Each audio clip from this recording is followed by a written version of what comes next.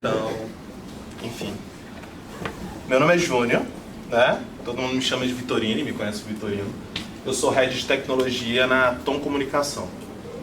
Tom Comunicação é uma agência de comunicação, bem da... Hoje está passando por um modelo de uma mudança muito grande no modelo de negócio e tudo, e eu vim o ano passado para assumir a área de tecnologia. A gente montou um time lá bem pequenininho, mas um time com uma galera muito boa, e basicamente a gente faz site, animação, e-mail marketing, essas coisas.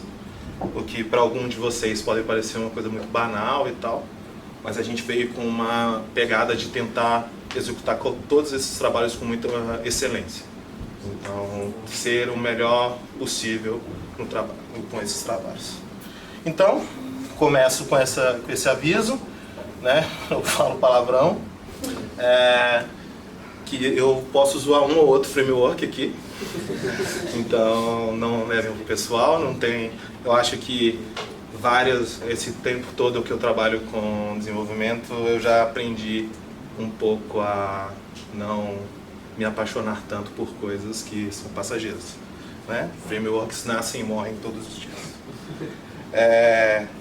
E vamos falar de web e mobile, não vamos falar só de React Native, apesar de ser algo que eu gosto muito, e enfim, mas a gente tem vários outros exemplos que podem ajudar a gente a tentar ter a fomentar essa habilidade para enxergar microinteração, entender microinteração, etc. Então, rapidamente aqui, uma das coisas que a gente faz. Então, a gente sites simples, né? Geralmente são landing pages, etc. Essa está tendo lá agora. É uma campanha para um cliente que está vindo para o Brasil e tudo. E esse aqui é FDC, todo mundo conhece, Fundação Dom Cabral. Então, basicamente, é o que a gente faz. Eu estou dando essa rápida introdução só para vocês entenderem um pouco do que vai acontecer daqui para frente. Só para dar uma nivelada aqui, só para sacar também de quem é que eu vou ter que correr, quem é que trabalha com React hoje aqui, full time? Show, beleza. React Native, full time, massa. Vamos lá. Vue.js, show de bola, adoro. Vue Native. Foi mal.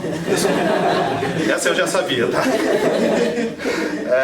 Então tá. Então a gente faz isso, trabalha com isso, e a gente também trabalha com desenvolvimento de hardware. Então a gente, para as ações que a gente trabalha, tanto para esses clientes que às vezes eles precisam de uma ação temporária, etc., a gente trabalha desenvolvendo esse tipo de coisa. Então esses aqui são produtos que ainda não saíram, mas estão nas fases iniciais e tal. São coisas que a gente constrói muito usando Arduino e esse tipo de coisa. E, enfim, é isso. Então essa é a nossa introdução. Tá. Então aí a gente começa para falar do que é microinteração. Todo mundo aqui está consciente do que é microinteração, sabe? Não? Então tá. A gente tem essa explicação desse cara que chama esse Venice Betch, acho. Ele chama, do UX, não ficou muito pequenininho, uxdesign.cc. Eles falam que as microinterações são eventos, né, que têm uma única tarefa, né, e um único propósito. O propósito é encantar, né? O usuário criar um momento de engajamento e etc.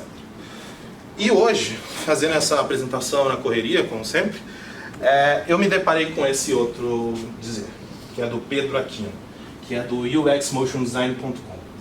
Tudo que se trata de pequenas interações visando estreitar o relacionamento entre a máquina e o ser humano. É uma microinteração.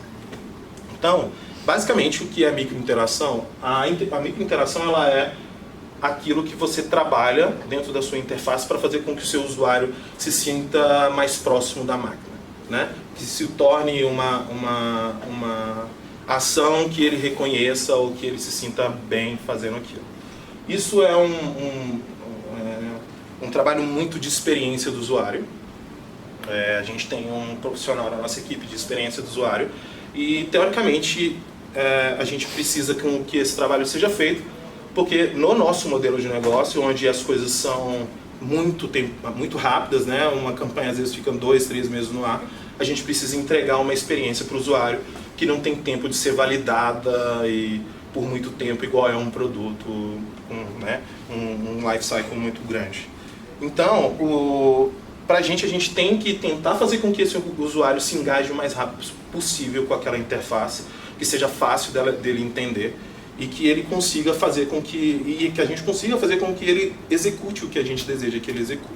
Numa landing page, por exemplo, o foco é conversão. Eu quero que o cara preencha o formulário. Então, qualquer coisa que eu fizer para tornar a vida dele mais fácil para ele preencher esse formulário facilita o nosso objetivo. Então, eu coloquei aqui alguns exemplos de microinteração. Aquele ali é super famosinho, virou um hype aí numa época, que é o do password, né? Onde que o cara digita ali a senha, na hora que ele digita o ursinho tampa o olho e tal. Né? A gente tem aqui uma microinteração com um aplicativo mobile, né? Provavelmente aí de um sanduíche, enfim. Tem uma ali que é um daqueles aquelas telas iniciais de aplicativo que mostram para ele de uma maneira um pouco mais interativa o que é que ele, quais são os passo a passo, né? E tem um aqui que eu acho muito legal, essa daqui até, que é da pessoa que quer tipo dar um subscribe na newsletter. Né? Então ele fala, pô, você vai sair, a carinha fica triste, na hora que ele clica em cancel ele já fica todo felizinho e tal. Então, beleza. Uma coisa que eu não disse antes, eu sou formado em computação, tá? Então, assim, às vezes as pessoas não acham que eu sou formado em computação, eu não sei porquê, mas enfim, isso pra gente, a gente sempre, como desenvolvedor, teve o estigma de achar que a gente não se preocupa com esse tipo de coisa. Né? Não, o layout do desenvolvedor é feio, não, vai na mão do desenvolvedor, e a gente ouve isso ao longo da carreira, né? Que, enfim, e eu acho que isso é uma coisa que muda, hoje está muito diferente. Muitos desenvolvedores estão se tornando ótimos UX designers e etc. Porque você, além de ter domínio de como construir, você começa a saber como pensar também. Existem hoje várias vagas abertas no Google e na Apple para Creative Technologies. Então, são pessoas de tecnologia que trabalham com criatividade. Bom, então, beleza. A gente já viu, é legal e tal.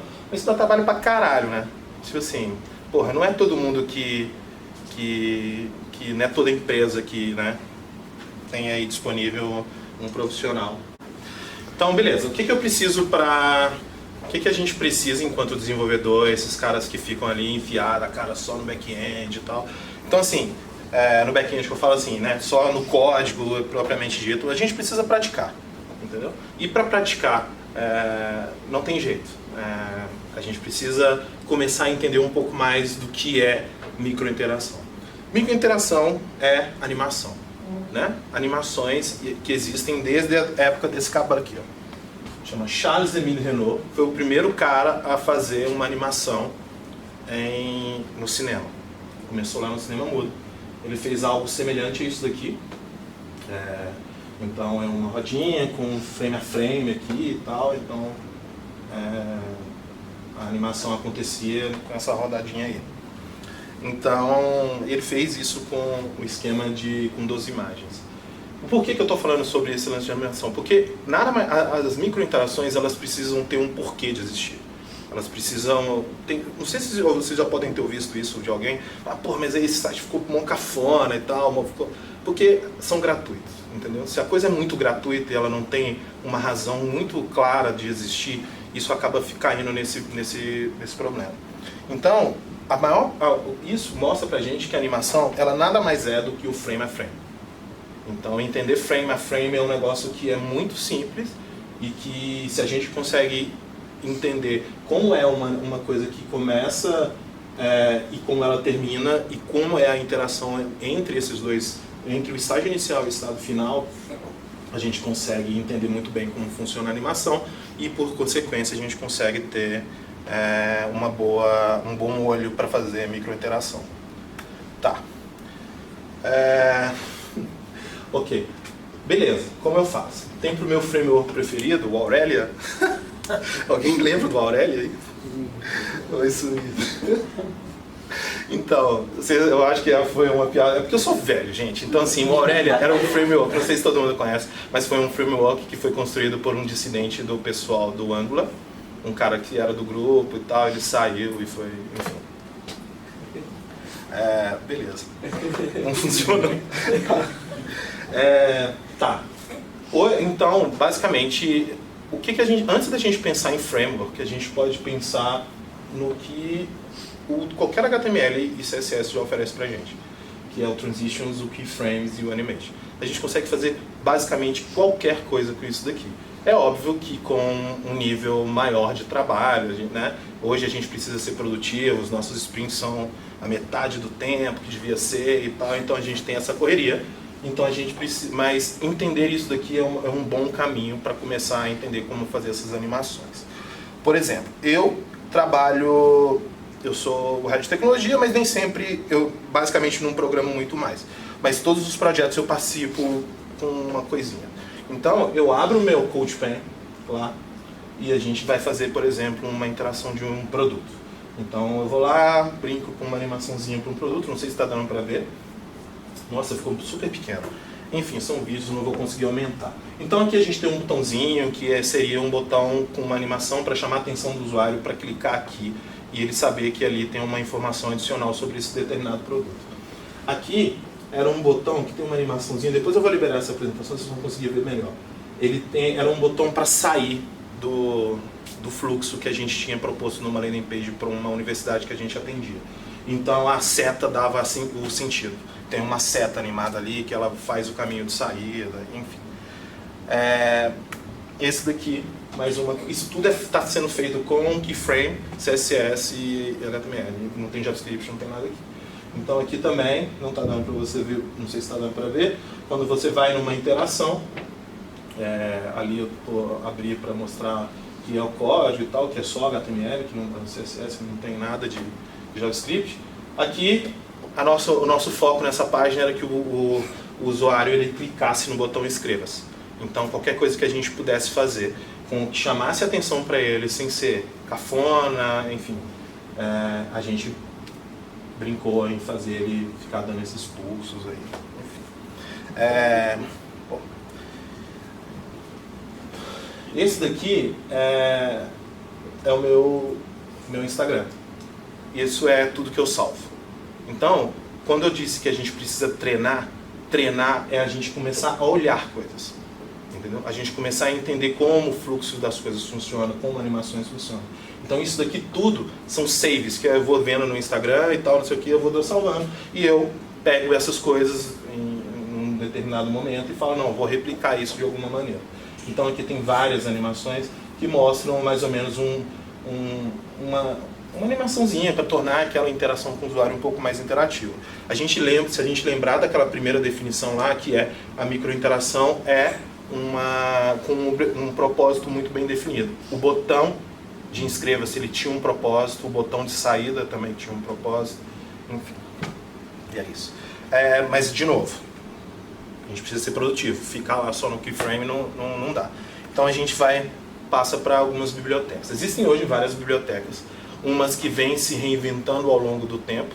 Eu sou da época do Flash, então eu programei ActionScript pra caramba e tudo, então já fiz 3D com Papervision 3D, não sei se vocês lembram disso e tal, programação tipo assim, com ActionScript para fazer esse tipo de coisa. O Flash morreu, a gente se reinventou, né, e partiu para o JavaScript. Então, essa biblioteca, por exemplo, o Emacs é da época do Flash. Ela se reinventou e se reescreveu completamente para ser usada com JavaScript. Então a gente tem a Emacs, a gente tem essa AOS, que ela é recente também, conheci recentemente, que ela é para controlar o scroll. Então a gente pode, por exemplo, tentar trabalhar uma animação em que uma microinteração é, na verdade, com a interação do scroll do usuário. Então ele pode scrollar e a partir de um momento, de um determinado porção do seu projeto no viewport, ele faz o start de uma animação. A Wall.js também faz isso. Animate CSS, que é basicamente feito em CSS. É uma library muito extensa, com várias animações pré-feitas, e aí você só instancia e começa a chamar ele lá dentro das suas classes. Você passa uma classe, aí eu quero um fade-in, ele já tem lá uma animação de fade-in, você coloca animate, fade-in, e ele já executa para você a interação. E tem essa que eu gosto muito, mas eu acho que ela acabou, cara. Também, de novo, né? Coisa velha. Enfim, ela era a que tinha maior performance. Ela é de JavaScript, então ela tinha muita performance, no entanto que ela chamava de Velocity, né? E essa aqui, que eu até botei ela numa tela separada, que aí eu acho que o povo vai começar a gostar, que chama essa Pop Motion. É uma library que eu descobri recentemente, assim, eu estava pesquisando uma outra biblioteca que eu vou falar mais pra frente, e questionando o porquê de existir uma outra versão dela, e eu me deparei com esse cara. Assim, ele tem para tudo que você imaginar, JavaScript puro, para React Native e React e Vue. Então assim, ele tem um set completo assim de bibliotecas que facilitam muito a vida da gente e torna a implementação dentro desses frameworks muito mais fácil. Eu até peguei lá a tela deles e tal. Eles têm ali várias animações, uma coisa que assim, é muito simples, cara, muito fácil. Eu fiquei absurdamente chocado com quão de abstração eles conseguiram fazer para executar algumas das animações que são aqui, que são animações que é relativamente complexas. Tá. Se eu estiver indo muito rápido também, tá, gente, porque eu tô correndo aí. Beleza. Fala de React Native. Porque inicialmente essa conversa era só para falar de React Native. Então eu vou falar algumas bibliotecas também para React Native. E eu vou falar em detalhe alguma delas. Uma chama Lorry, que é do Airbnb. E essa React Native Animated. Essa React Animated. Porque a React Native Animated é a biblioteca do React Native responsável por tratar e lidar com animações. Só que eles fizeram essa daqui e tal, que é uma reinterpretação dessa React Native Animated, e passa, assim, você consegue ter um nível de controle absurdamente maior do que com a nativa. E o Pose, que volta lá naquela telinha anterior, que é aquela galera lá que fez aquele set super brutal. Eu quis focar em dizer um pouco sobre a Lorry, porque ela também é outra surpreendente. Beleza. A gente pode não ter no nosso time, ou a gente não pode ter esse interesse em trabalhar com esse tipo de animação, mas hoje cada vez mais a gente entende o mercado entende que você precisa segurar a atenção do seu usuário, você precisa fazer com que o seu usuário queira ter o seu aplicativo instalado no celular. Em tempos de PWA e essas coisas, as pessoas hoje não deixam mais aplicativos instalados e etc. E há uma tendência a você melhorar a experiência do seu usuário e fazer com que o seu usuário ele tenda a deixar o seu aplicativo instalado, mesmo se ele achar que ele, por exemplo, instalo e desinstalo o iFood direto. Então assim, o iFood está lá, não tem nada assim e tal, não estou pedindo muita comida, eu vou lá e desinstalo, depois eu volto a instalar de novo. Então, o Lorry, ele é uma biblioteca que ele permite que você tenha, por exemplo, um animador de motion designer, um cara que usa After Effects, e ele poder fazer todas essas animações e a gente controlar ela dentro do React, exportando a animação que ele faz dentro do After Effects em JSON. Então ele faz a animação no After, exporta em JSON, e você consegue importá-la dentro do React Native, etc. Isso é um plugin? Oi? Isso é um plugin? É um plugin. Ele chama Body Motion, vou falar dele daqui a pouco. Você consegue exportar isso em JSON e você importa. Eu vou carregar um aqui também, eu fiz um exemplozinho aqui. Então, isso aqui tudo você consegue fazer. Então, vamos supor que no seu time você tenha a oportunidade de ter uma pessoa de motion designer, e o seu profissional de experiência virou e falou assim, essa interação podia ser melhor e tal. Então eu falei, mas fazer isso no código vai ser muito trabalhoso. Você consegue agora fazer com que um profissional de motion faça essa animação no After e você consiga importar isso dentro da sua aplicação. Eles têm esse site aqui, que eu achei do caralho também, que é o Lorry Files. Não sei. Enfim, desculpa pelo palavrão. O Lorry Files, que é uma biblioteca extensa de um monte de micro interação pronta, e que alguém já fez lá no After, já exportou o JSON e colocou lá para a galera baixar. É tudo free. Eu acho tipo no modelo do Unsplash, que você precisa dar um kudos lá, né, um share lá para agradecer e tal, mas ele tem muita coisa. Acho que agora é que eu abro aqui o meu... Vou tentar abrir esse exemplo que eu fiz.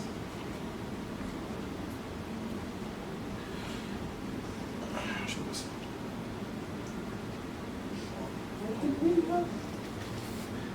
se... Nossa, não consegui escalar. Vou deixar assim. Porque dá pra você arrastar, se botar na borda, acho que ele escala.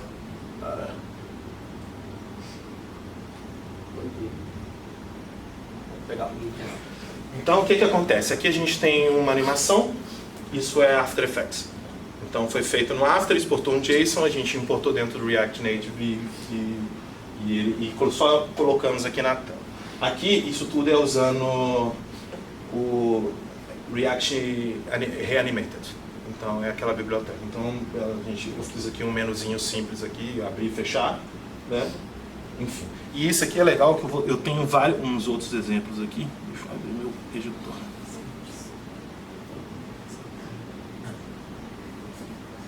E vocês vão ver que é... Vou você contratar ele. Tem aqui, ó. Ele vai dar um rebuild aqui, tá vendo? Um reloginho.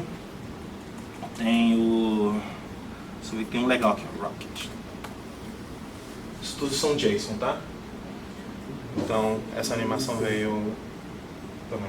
Tem vários outros aqui. O que eu mais gosto é o mais difícil de digitar, que é o Indonesian First President. Porque é grande. Enfim, depois eu vou também liberar esse código aqui. Desculpa, gente, eu quis me preparar melhor para ter tudo isso já pronto para vocês agora, mas a minha vida lá no escritório tá um caos. E aí, eu não quero... Não pude fazer, mas eu vou liberar isso depois para quem se interessar. Acho que tem um like aqui também. O like é o do...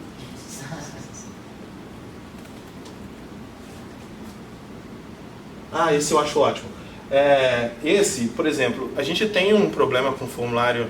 Eu falo que ao longo da minha carreira sempre me perseguiam com formulário. Hoje eu consigo, tipo assim, sério, eu consigo entrar e dar pau em qualquer formulário de qualquer site que eu encontrar pela frente. Cara, é um negócio absurdo. E uma das coisas que eu percebi é porque o usuário ele tende a entender que o formulário não está fazendo nada. Entendeu? Se a gente não diz para o usuário que o formulário está fazendo alguma coisa.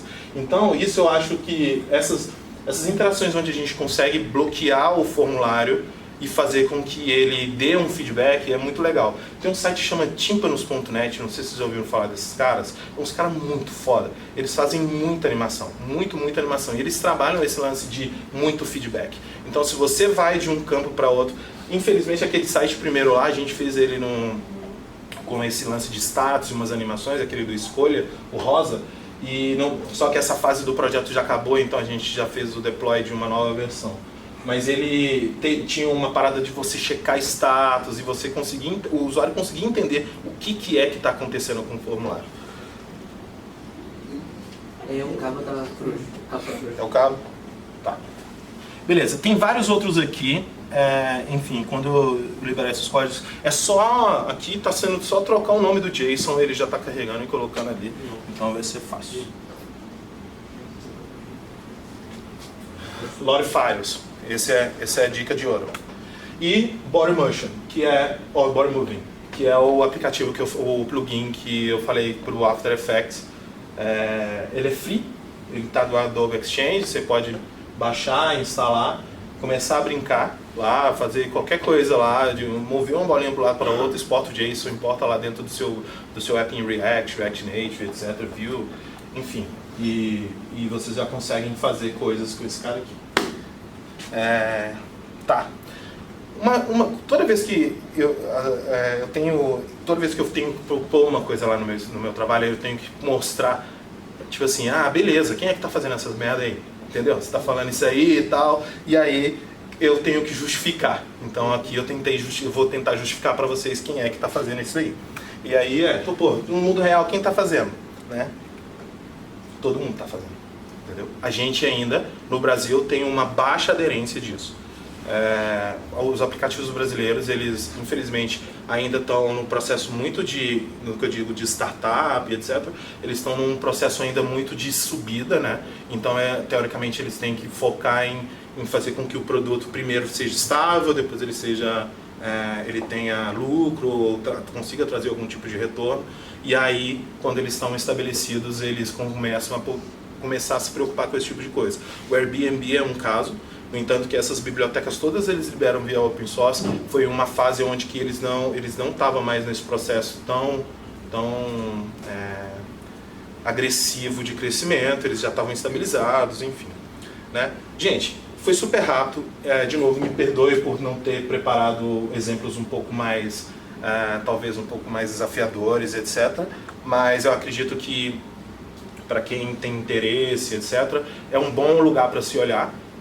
Como eu disse, tem muita empresa olhando para esses caras de tecnologia que podem lidar com criatividade, e isso não é um desafio, não é um bicho de 7 cabeças, etc. Eu acho que é um pouco mais de prática, é um pouco mais de leitura, etc. Entender a animação é uma coisa muito tranquila também. Para mim é um pouco mais fácil falar disso, porque, como eu falei com vocês, eu trabalhei com Flash lá no início e tal, então, se vocês se lembram do site em Flash, fazia tudo, né? Até pirueta, enfim. Então isso era um negócio que a gente precisava exercitar bastante. Mas eu acho que hoje, quando a gente foca em microinteração, falar de interação do botão, a gente saber o que é que o usuário está...